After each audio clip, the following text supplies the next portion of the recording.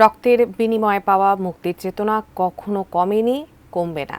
মুক্তিযুদ্ধের চেতনাও ফিকে হবে না, বরং ৭১-এর বিজয়কে বুকে ধারণ করে নতুন প্রেক্ষাপটে সমৃদ্ধ বাংলাদেশ গড়ার প্রত্যয় জাতীয় স্মৃতিসৌধে আগতদের।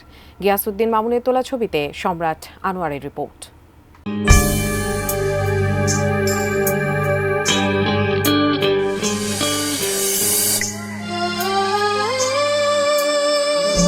এই পতাকা আমাদের গৌরবের, অহংকারের, বিজয়ের।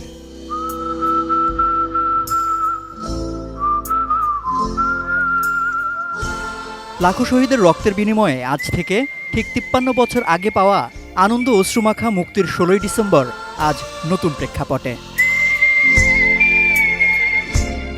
তাই বলে কি পুরনো চেতনার মশালের আলোর বিচ্ছুরণ কমে যাবে, নাকি পুরনো চেতনার আলোয় আলোকিত হয়ে জানান দেবে নতুন দিনের আহ্বান, নতুন সম্ভাবনার?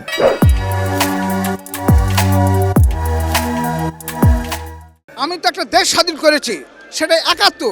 সেই ৭১ চিন্তা চেতনাকে আমরা যেভাবে বাস্তবায়ন করতে চেয়েছিলাম হয় না। এবং সেই মুক্তিযুদ্ধ কোনো ধর্মের ভিত্তিতে হয় নাই, সবাই এক কাতারে মুক্তিযুদ্ধ করছে। এই জন্য ৭১ আমাদের চেতনা, ২৪ আমাদের নতুন বাংলাদেশ গড়ার প্রত্যয়।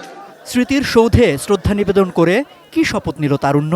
আমরা এই দিনের জন্য খুব গর্বিত, এটা আমাদের জন্য খুব গুরুত্বপূর্ণ একটি দিন। বিজয় দিবসে স্মৃতিসৌধে এসেছি। সবাই চেষ্টা করব যে আমরা কাঁধে কাঁধ মিলিয়ে বহির্বিশ্বের সাথে নিজেদের পাল্লা দিয়ে চলার। চেতনাটা এগিয়ে যাবে, আমরা কখনো ভুলবো না। আজকের এই দিনে আমার এবং আমাদের শপথ, সেটি হচ্ছে দুর্নীতিমুক্ত একটি বাংলাদেশ।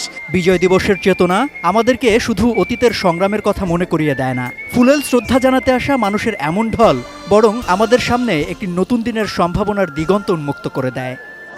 যে প্রজন্ম দ্রোহের চুরমার করে বৈষম্যের শেকল, যারা নিজ দায়িত্বে কাঁধে তুলে নেয় দেশের উন্নয়নের ভার, তাদের রুখবার সাধ্য কারো নাই।